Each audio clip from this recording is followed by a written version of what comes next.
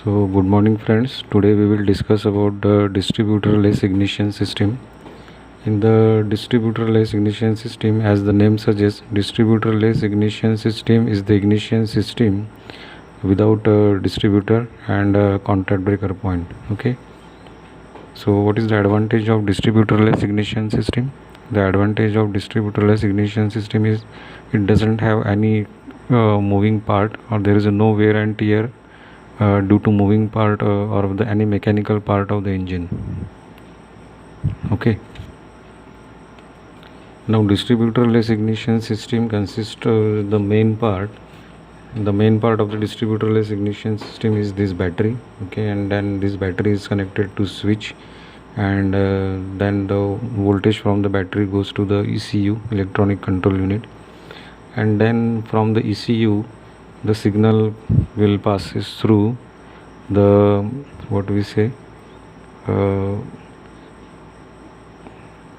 this is a ignition control module ICM. Okay, signal will pass from ECU to ICM, ignition control module. In this ignition control module, if this is a 4-cylinder engine, there are 4 spark plug, and for 4 spark plug there are individual 4 high tension ignition coil. Okay, for each spark plug there is a individual high tension ignition coil. These high tension ignition coils are excited by this camshaft sensor and crank position sensor. Okay, when the signal from the crank position sensor and crank position sensor goes through this ignition control module, all the 4 coils will excited according to the firing order, and the spark will produce to the respective spark plug. Okay, so this is the schematic construction of the distributor-less ignition system. Now what is the purpose of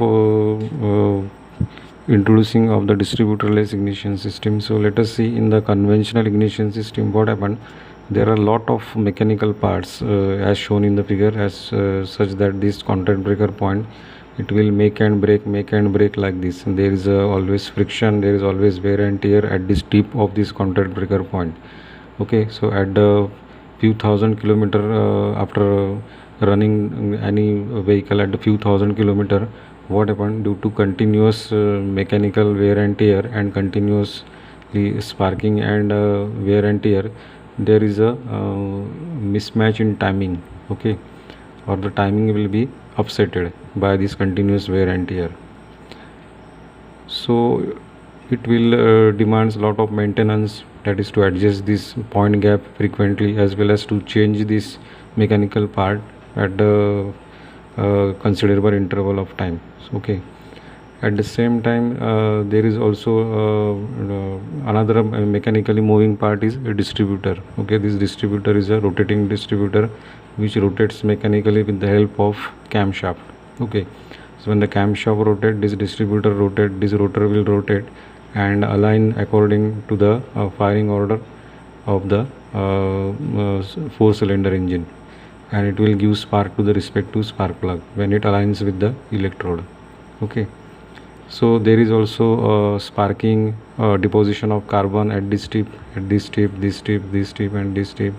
Okay, so frequently this distributor has to be opened out, it has to, this terminals has to be cleaned out. Okay, this central terminal is also cleaned out, so that all the carbon deposition should be removed, and good healthy amount of spark will get to the spark plug. So this also demands of frequent maintenance as well as the wear and tear of the this particular system. Okay, so performance will also drop when there is a deposition of carbon. Okay, this was health of spark will goes on reducing as the after running the vehicle in few thousand kilometer due to deposition of carbon. Okay, so these are the drawbacks of the conventional ignition system. So in the distributor-less ignition system, what happened, this complete mechanical parts such as this contact breaker point, distributor system is completely omitted, or it is replaced by the distributorless ignition system. Now this is the simplified diagram of the distributorless ignition system. Okay, from this diagram we can easily understand how the distributorless ignition system works. Okay, so in this diagram also there is a battery which is the main source of the current in this ignition system, and negative terminal is grounded, positive terminal is given to a switch, and then in a distributorless ignition system as shown in this diagram, for each cylinder, that is for each spark plug, if this is a 2-cylinder engine, there are 2 spark plug number 1 and spark plug number 2. So for each spark plug there is a separate high tension coil for each spark plug. That is, spark plug number 1 has a high tension coil number 1, and spark plug number 2 has a high tension coil number 2. These 2 coils are in parallel with the battery. Okay, the voltage is in parallel with this each other. Okay, and this high tension coil, this secondary coil is connected to the spark plug. Okay, spark plug number 1, and in this case this secondary coil number 2 is connected to spark plug number 2. Primary coil is connected to SCR1, and here the primary coil is connected to SCR2. Okay, now what happened, this SCR1 is connected to the pickup coil number 1, and this SCR2 is, that is the gate of the SCR2 is connected to pickup coil number 2. Okay, and this is a crank position sensor. This crank position sensor, it is attached with the crankshaft of engine.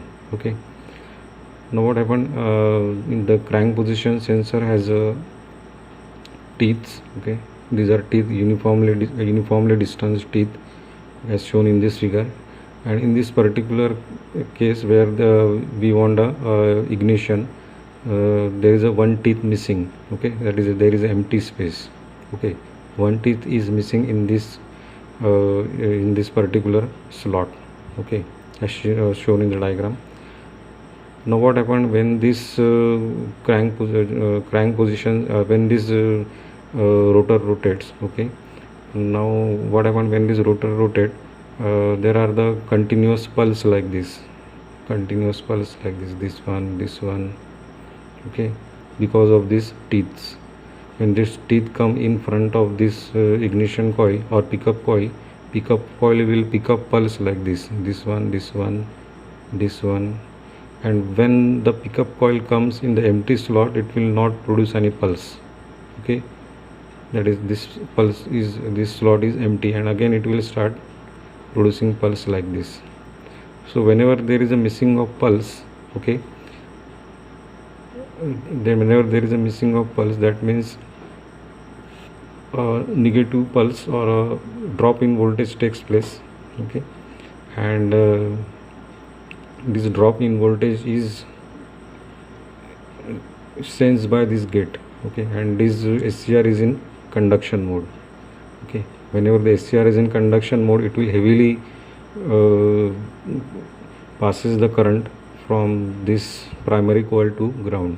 Okay, so there is a change in magnetic field in the primary circuit, so there is a change in primary magnetic field in the secondary coil.